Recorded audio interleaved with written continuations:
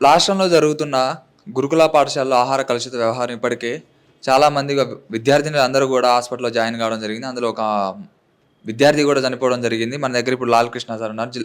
కాంగ్రెస్ జిల్లా vice president ఉన్నారు వికారాబాద్. అడిగి తెలుసుకుందాం మనం మరికొన్ని విషయాలు దాని మీద. బీఆర్ఎస్ పార్టీ వాళ్ళేమో కాంగ్రెస్ పార్టీ వల్లనే జరిగిందని అంటున్నారు, కాంగ్రెస్ వాళ్ళని బీఆర్ఎస్ పార్టీ వల్లనే జరిగిందని అంటున్నారు. వాళ్ళ హస్తం వీళ్ళ హస్తం ఇద్దరి పొరపాట్లు ఉన్నాయని ఇద్దరు ఒకరి మీద ఒకరు నెట్టుకుంటున్నారు. దాని గురించి మనం అడిగి తెలుసుకుందాం. నమస్తే సార్. నమస్తే. ఇప్పుడు రాష్ట్రంలో గురుకుల పాఠశాల ఆహార కలుషిత వ్యవహారం ఇప్పటికీ చాలా మంది విద్యార్థులు కూడా చనిపోయారు. 50 మందికి పైగా చనిపోయారు. బీఆర్ఎస్ పార్టీ వాళ్ళని కాంగ్రెస్ పార్టీ వాళ్ళనే అవుతుందని అంటున్నారు. దాని మీద మీ అభిప్రాయం? ఇప్పుడు గత 10 సంవత్సరాలు బీఆర్ఎస్ పాలన నడిచింది. కేసీఆర్, కేటీఆర్, హరీష్ రావు అందరూ కూడా విద్యా వ్యవస్థని పూర్వ దృష్టి పట్టించారు. 10 సంవత్సరాలు టీచర్ల ప్రమోషన్ లేవు, గురుకులాలు బిల్డింగ్లు లేవు. ఓన్లీ పిల్లలకు అన్నం పెట్టడానికి కూడా మెస్ ఛార్జీలు పెంచలే. 10 సంవత్సరాల నుంచి మెస్ ఛార్జీలు పెంచలే, నీ స్కాలర్షిప్లు పెంచలే, నీ ఇప్పటికి 6,000 కోట్ల ఫీజు రివేజ్మెంట్ బకాయిల్ని అవి చేయలే. ఇవన్నీ ఏం చేయలే. ఇప్పుడు ఏదో నామకే వస్తే ఎవరో వాళ్ళు కుట్రలు చేస్తున్నారు కొంతమంది కావాలని, ఈ సీఎం జిల్లాలనే ఇట్లా అల్లాలు సృష్టించాలని. వాళ్ళు ఫస్ట్ నుంచి రేవంత్ రెడ్డి గారు సీఎం అయినప్పటి నుంచి వాళ్ళు కుట్రలు చేస్తున్నారు. ఇప్పుడు ఏంటంటే ఫస్ట్ కుట్ర వాళ్ళది ఏంటంటే టీఆర్ఎస్ కాంగ్రెస్ నిలబడ్డప్పుడు ఒక్కొక్క ఎమ్మెల్యే వాళ్ళు ఓడిపోయిన ఎమ్మెల్యేలంతా ఓడిపోయిన ఎమ్మెల్యేలకు 70-80 వేలు వచ్చినాయి ఓట్లు. మళ్ళీ ఎంపీ ఎలక్షన్లో చూస్తే 10,000 వచ్చినాయి, 10-20 వేలు వచ్చినాయి. అవన్నీ ఎక్కడ చేశారంటే బీజేపీకి ఓట్లు వేసారు, అదో కుట్ర చేశారు. తర్వాత మూసీ నది ప్రక్షాళన చేయాలంటే అందులో ఎవరినన్నా అడ్డం పోయి ఏదన్నా ఎవరినన్నా గ్యాస్ పోసుకొని చంపి గవర్నమెంట్ మీద అవుతామని అదో కుట్ర చేశారు. మొన్న లగచర్ల చూస్తున్నారు మీరు. లగచర్ల మేము పోయినాం, పక్కనే మా పక్క కాన్స్టిట్యున్సీ. ఒట్టిగా వాళ్ళని భయభ్రాంతులకు గురి చేసి మీ భూములు పోతున్నాయి, ఇది పోతున్నాయి, అది పోతున్నాయని వాళ్ళ భయభ్రాంతులకు గురి చేసి కావాలని సీఎం కాన్స్టిట్యున్సీలో అదో కుట్ర. ఇది గురుకులాలు కూడా వాళ్ళు ఎవరో వాళ్ళ పని మనుషులా వాళ్ళదో ఎవరిదో అన్నంలనా నీళ్ళులనా ఏదో సొడా గీడ వేసి వాళ్ళని పిల్లలని వామిటింగ్లు ఇవి రానికే వాళ్ళు అట్లా కుట్రలు చేస్తున్నారు తప్ప రేవంత్ రెడ్డి గారు వచ్చినప్పటి నుంచి ఇచ్చిన హామీలు ఊళ్ళల్లో ఫస్ట్ బస్సు ఫ్రీ ఇచ్చిండు మహిళా సోదరులకు, కరెంటు అని చెప్పినట్టు 200 యూనిట్లు ఫ్రీగా వచ్చింది. మళ్ళీ అదేవిధంగా ఇప్పుడు రైతు రుణమాఫీ ఫ్రీగా వచ్చింది.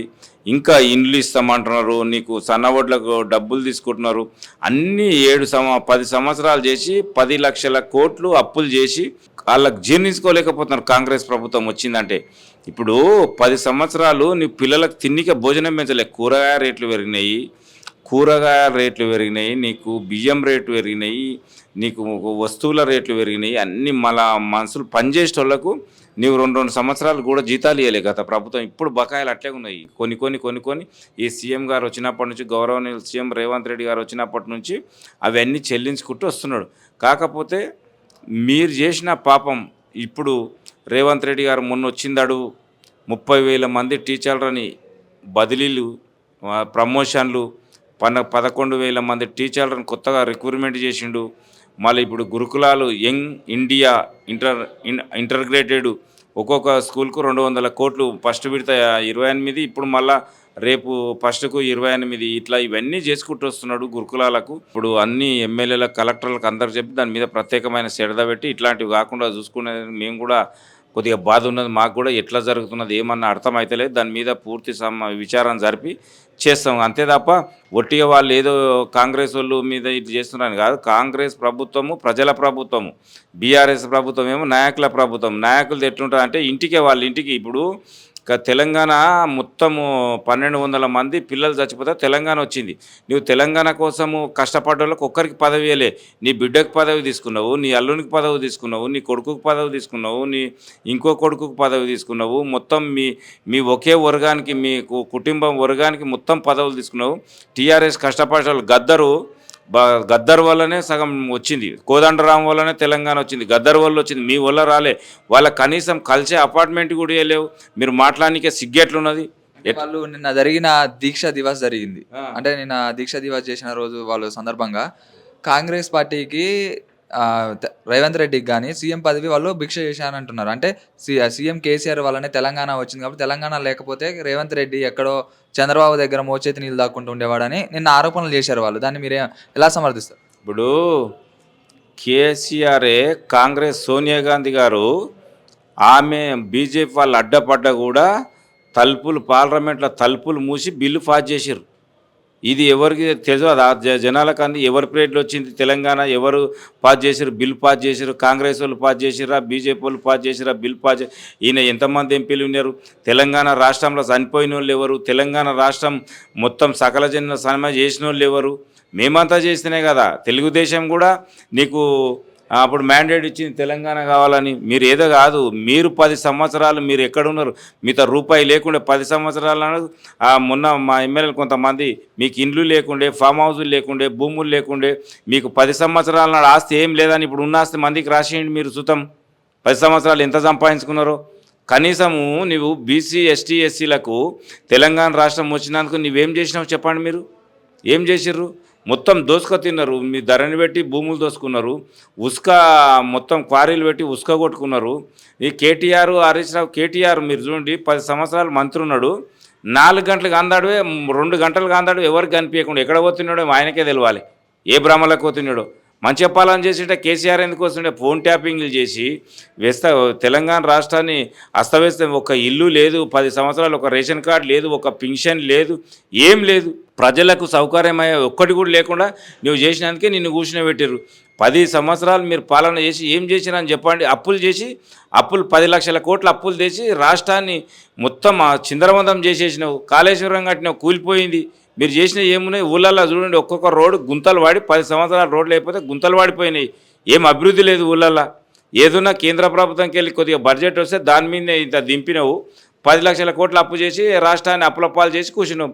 నీకు 60 సంవత్సరాల నుంచి కాంగ్రెస్ ప్రభుత్వము, తెలుగుదేశం ప్రభుత్వాలు చేస్తే 50,000 కోట్ల అప్పు చేస్తే నువ్వు 10 సంవత్సరాలు అప్పు చేసి 10 లక్షల కోట్ల అప్పు చేసినావు.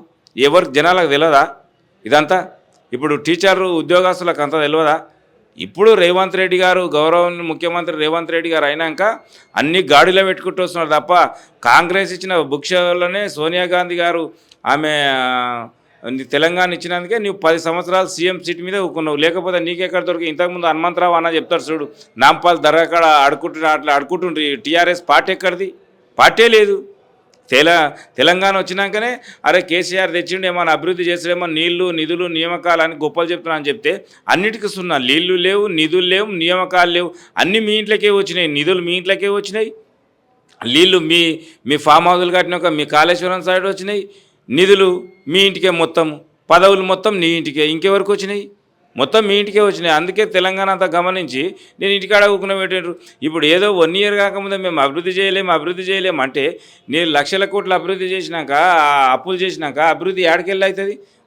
ఒకటి గాడిన పెడుతున్నారు గౌరవనీయులు ముఖ్యమంత్రి గారు. మీరు ఏం చెప్పినా మీకు చూడండి, పార్లమెంట్ ఎలక్షన్లో ఒక సీట్ రాలేదు. మరి నువ్వు అభివృద్ధి చేసి మంచిగా చేసినా నీకెందుకు ఒక సీట్ రాలేదు? అలాగే ఇప్పుడు రాష్ట్రంలో జరుగుతున్న ప్రతి ఒక్క సంఘటనలు కానివ్వండి, అన్నిటి కూడా తెలంగాణలో కాంగ్రెస్కి వ్యతిరేకత వచ్చిందని అంటున్నారు కదా అందరూ, ఏమంటారు? అది ఎవరు టీఆర్ఎస్ వాళ్ళకు వ్యతిరేకత వచ్చింది తప్ప కాంగ్రెస్ వాళ్ళకు వ్యతిరేక రాలే. ఇప్పుడు ఎందుకు వ్యతిరేకత వస్తుందో చెప్పండి. మీరు ఏ సబ్జెక్టు మీద వ్యతిరేకత? నీకు 70,000 జాబులు ఇచ్చే, మొన్న 1 ఇయర్ కాకముందే 70,000 జాబులు ఇచ్చే, నీకు ఊళ్ళలో 200 యూనిట్లు మాఫీ చేసే, రుణమాఫీ చేస్తున్నాడు, ఇంకా రుణమాఫీ చేస్తూనే ఉన్నాడు. నీకు కరెంటు ఫ్రీ ఇచ్చే, బస్సు ఫ్రీ ఇచ్చే, చెప్పినా అన్నీ చేస్తూనే ఉన్నాడు. ఎందుకు వ్యతిరేకత వస్తుంది? మీరే చెప్పండి. వ్యతిరేకత ఏ దాని మీద వ్యతిరేకత వస్తుంది? మూసి ప్రక్షాళన కానివ్వండి, అలాగే ఇప్పుడు చూసుకున్నట్టయితే రైతులది కానివ్వండి లగచర్లలో, అలాగే గురుకుల పాఠశాల కానివ్వండి, ఇప్పుడు ఇథనాల్ ఫ్యాక్టరీ లగచర్ల మీరు చూస్తున్నారు.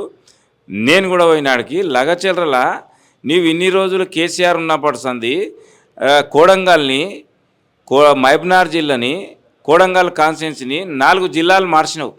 నీకు దక్షిణ తెలంగాణ అభివృద్ధిలో జీరో చేసినావు, ఉత్తర తెలంగాణ డెవలప్ చేసుకున్నావు. రేవంత్ రెడ్డి గారు ముఖ్యమంత్రి అయి దక్షిణ తెలంగాణ, కోడంగల్ కానీ, మహబూబ్ నగర్ కానీ, ఇక్కడ హైదరాబాద్ కానీ, నల్గొండ కానీ అభివృద్ధి చేద్దామని అంటే నువ్వు అభివృద్ధి చేయనిస్తలేవు.